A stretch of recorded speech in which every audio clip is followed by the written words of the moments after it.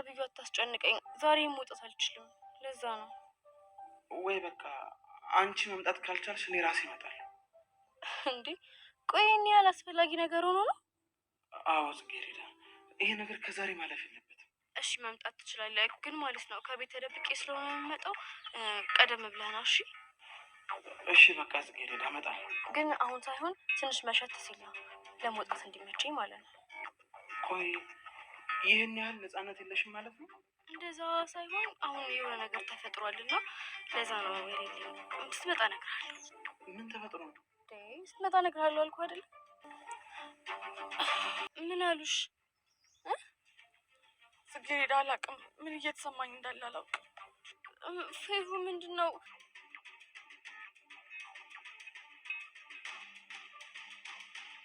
እናቴ እኔ ልጅ ነኝ እንደሆነ ታውቂያለሽ አይደለ?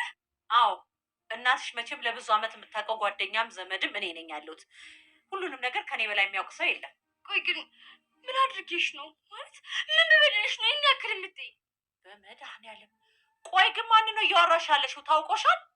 አሀ ለካ ለአንቺ እንደዚህ አይነት መልስ መመለስ አልነበረብኝም አይደለ? በጣም ይቅርታ። በጣም በእኔ ላይ እየቀለድሽ ነው ማለት ነው?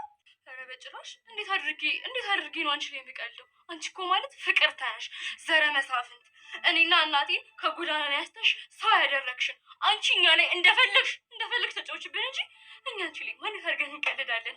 ምን አልሽ አንቺ ቆሻሻ? እኔ ቆሻሻ አይደለሁም። ሰሚያለሽ? እኔ ለመቶኛ ጊዜ ልትነግሪኝ ነው አውቃለሁ። እኔና እናቴን ከመንገድ ላይ ያስተሽ ሰው እንዳደረግሽን አውቃለሁ። ለዚህ ውለታሽ ደግሞ በጣም አመሰግናለሁ። እንደምታገባስ ነግረሻታል? አዎ ነግሬያታለሁ። ወይ ዘርፌ፣ ገና ለገና ልጅሽ ለምታገኘው ቤትና ንብረት ገና ካሁኑ ጎመዥሽ። ኧረ እሱማ እንዴት ይሆናል? ለማንኛውም አሁን ጽጌረዳን አናግሬያታለሁ። አንቺ እንዳልሽው ጽጌረዳ በጣም እልኸኛ ልጅ ናት። ድንገት ተነስታ ራሷን የምታጠፋ ትችላለች። ኧረ በስመ አብ፣ እንደሱ ሲያደርግብኝ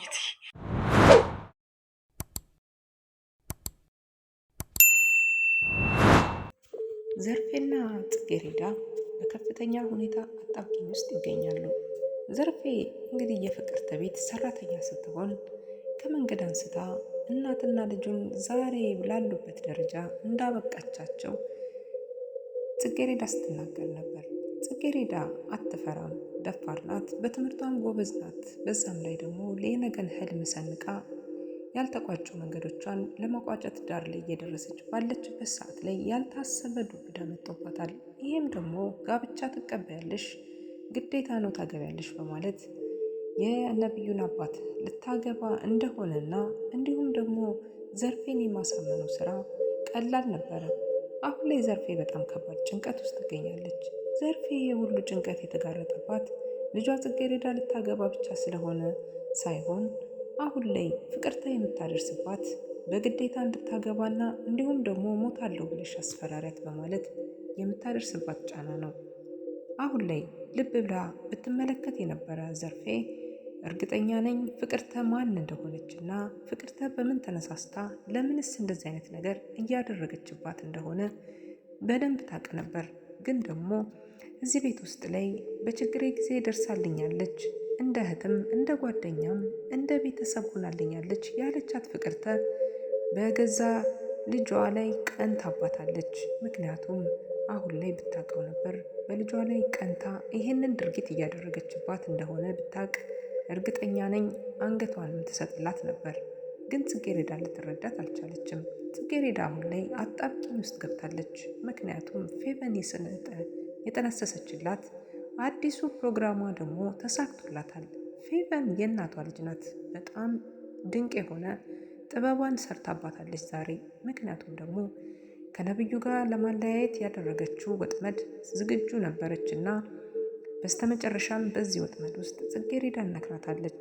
ጽጌረዳ በጣም የዋህና መልካም አስተዋይ በመሆኗ እንግዲህ የተጠቀመችውን ነገር በጣም ከባድ ነገር ነበረ።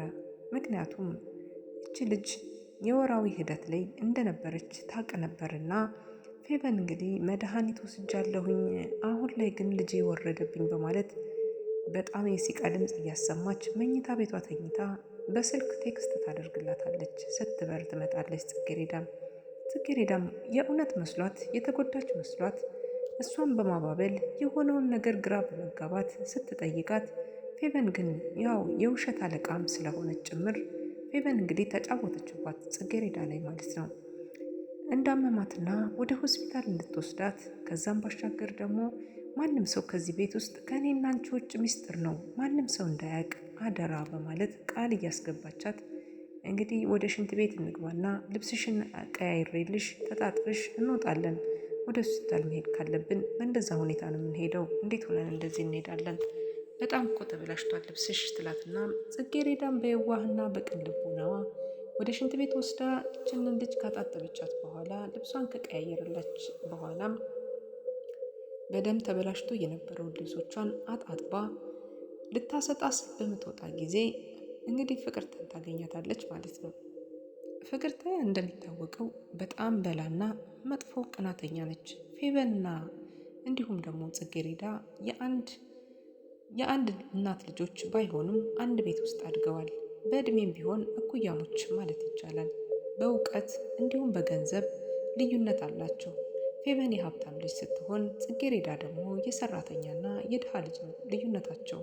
ግን ደግሞ ጽጌሬዳ የድሃ ልጁና ስነ ምግባሯ ያማረ መልካም ሁሉ ነገር የተሰጣት ታታሪና በጣም ጀግና የሆነች ሴት ስትሆን በትምህርቷ ብትሆን የምትታማ አይደለችም። በጣም ጥሩ ውጤት የምታመጣ የምታስመዘግብ ናት። ለዛ ነው ፍቅርተ በጣም ትናደድባትና ትቀናባት ስለነበር ጽጌሬዳን እንግዲህ ለሽማግሌ ሰው መዳር አለባት፣ እች ልጅ አጉል ባህሪ ያምጥታለች እያለች የልጇን የፌቨንን ሕይወት እንድትቀማለች ብላ ስላሰበች አሁን ላይ ይሄንን ድርጊት እየፈጸመችባት ያለች። ልብስም ልታሰጣ በሄደችበት ሰዓት ላይ ምንድን ነው አንቺ የሚያርበተብትሽ? ጎረምሳ ወድሻል እንዴ? ምንድን ነው እንደዚህ የሚያደርግሽ? እያለች እንግዲህ ፍቅርተ በምትጠይቃት ጊዜ እሷም እየተንተባተበች እሷ ግን የያዘችው ልብስ የልጇ ልብስ መሆኑን ለፍቅርተ ልታስረዳት አልፈለገችም። ሽንት ቤቱ ላይ መድኃኒት አድርጌበት ስለነበር መጥፎ ጠረን ስላለው ለዛ ቆልፌው ነው፣ እባክሽ ሌላ ሽንት ቤት ተጠቀሚ ብላ እሷም አመለከተቻት እና እንደዛ ትይም ብላ እንግዲህ በገዛ ቤቷ ላይ ክልከላ ስላደረገችባት ተናዳ ነበር ፍቅርተ። ግን ደግሞ ነገሮችን በሰላም ፈተዋለች። በስተመጨረሻም እንግዲህ ፌቨን በጣም መጥፎ ነገሮችን አስደምጣታለች። ይሄም ማለት ደግሞ ወደ ሆስፒታል እንሄድ ብላ መንገድ ለመንገድ እየተጓተቱ ከወጡ በኋላ በይዛንች እዚህ ጋር ጠብቂኝ፣ እኔ ድረስ ብዬ እመለሳለሁ።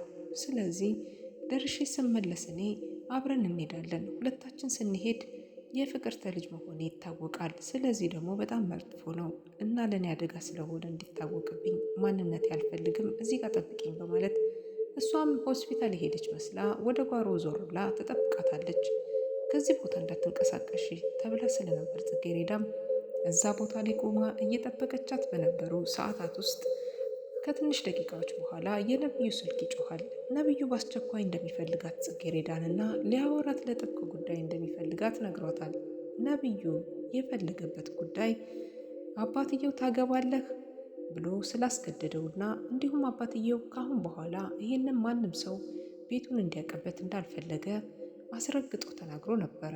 ለዛ ነበር ነብዩ ይህችንን ጽጌሬዳን ለማግኘትና ሀሳቡን ለመግለጽ እንዲሁም ደግሞ እሷን እንደሚወዳትና ግን ደግሞ አባቱ እንዳስገደደው ከዚህ በኋላ ከጽጌሬዳ ጋር ይቀጥላሉ አይቀጥሉም የሚለውን ነገር ለማሳወቅ ያሰበ ይመስላል። ለዛ ነበር ነብዩ ላግኝሽ፣ በጣም ዛሬ ማግኘት አለብኝ ግዴታ ነው እያለ የደወለላት ስልክ እያወራች እያለ አጅሪት እንግዲህ ብቅ ትልባታለች። ያየችውን የሰማች እያዳመጠች የምታቃስት መስላ ጆሮዋን ወደ እነሱ ላይ ጣል አድርጋ ነበር የምትመጣው ፌቨን። በስተመጨረሻም ፌቨን እንግዲህ ሀሳቧ ተሳክቶላት የተወሰኑ ነገሮችን አዳምጣለች። ከዚህም መካከል በቃ ከቤት ትንሽ ችግሮች ስለተፈጠሩ መውጣት አልችልም እና መሸት ሲልና እና በዛ አወራሃለሁ ግዴታ ከሆነ ያለች የምትላቸውን ቃላቶችን ጽጌሬዳ እንግዲህ ይህንን ቃል ስትጠቀም ፌቨን ከአጠገቧ ነበረችና እያቃሰተች አውቃ አዳመጠቻት። እናም ከነብዩ ጋር ይህን ያክል ነፃነት አጠሽ ነው እንደዛ ቤት ምትኖሪው በማለት ንግግር እያደረገ በልሽ በቃ እች እንገናኛለን ተባብለው ሁለታቸውም ስልኩን ዘግተው ወደ ኪሷ ከታ ወደ ፊቷን ወደ ፌቨን ታዞርና ፌብዬ መጥሻል እንዴ? እንዴት ነው ሆንሽ? ምን ሆንሽ? እንዴት ነው አሉሽ?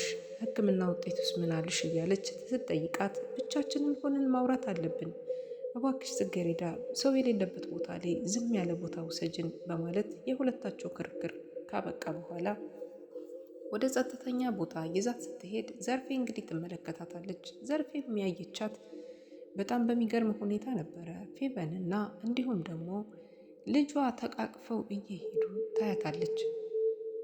በስተመጨረሻም ፌቨን እንግዲህ ያልጠበቀችውን ጽጌሬዳም ልታምን የማችለውን ወይም ደግሞ ጽጌሬዳን ይሄ ነገር ከነብዩ ያርቃታል ያለችውን እውነታ ነው ብላ ያሰበችውን ነገር አንድ ባንድ ነገረቻት።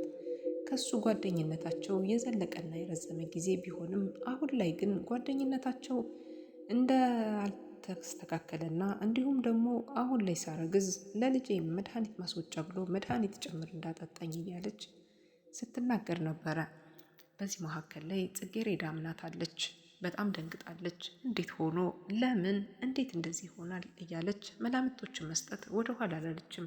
በጣም የሚገርመው ጽጌሬዳና እናቷ እዚህ ቤት ከገቡበት ጊዜ ጀምረው የገጠማቸው ችግር፣ ፈተና፣ ህይወት ሁልጊዜም ሲኦል ሆናባቸው ነው የሚኖሩት። በሰቀቀን እየኖሩ ከመሬት እየተኙ የሚበሉት የሚጠጡት በሰው ቤት ሆኖ እያለ ጽጌሬዳ ጎበዝና መልካም ተማሪ ለወደፊቱም ትልቅ ደረጃ የምትደርስ በመሆኗ ገና ካሁኑ እየቀናችባትና በልጇ መበለጧ እያናደዳት ሲመጣ አሁን ላይ ፍቅርተ የምትሰራባቸው ተንኮልና ሴራ ከፍተኛ ደረጃ ላይ እየደረሰ መምጣቱን ያሳያል።